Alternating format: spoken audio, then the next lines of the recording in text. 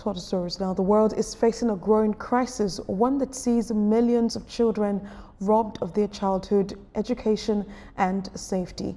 According to recent global statistics, nearly 138 million children are currently engaged in child labor, with a disturbing number involved in assiduous work that threatens their health and development.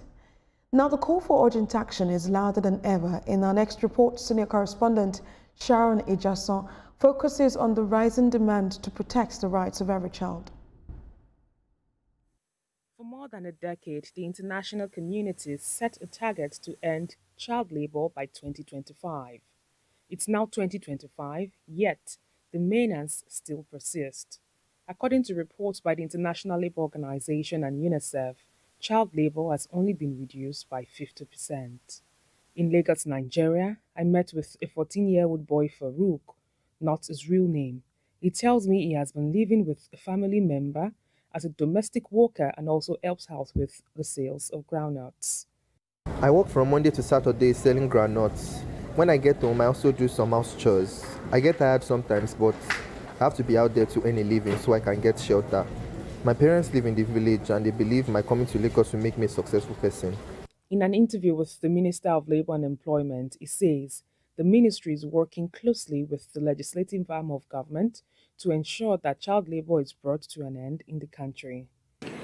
Thus, child labour undermines the productivity of future workforces and holds back entire economies.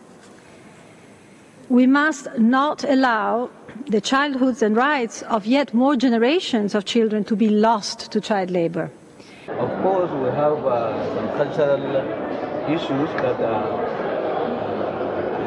working against this, but we also have to be up to date and ensure that some of these cultural issues are corrected and ensure that children are not unnecessarily tasked on issues that they are not supposed to go into. We have to have an international standard and the best way of practicing how to manage our children so that they can perform better in their schools and in their entire life. According to the ILO and UNICEF 2025 report, nearly 138 million children were engaged in child labor in 2024, including around 54 million in hazardous work likely to jeopardize their health, safety, or development. The data also shows a total reduction of 20 million children since 2020, reversing an alarming spike recorded between 2016 and 2020.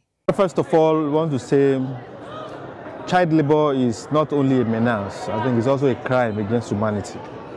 Because children, as they say, they are supposed to be learning and not earning at that age. So we joined the world in the promotion of the eradication of child labor. Child rights activists believe that Farouk and other children like him are in urgent need of social protection.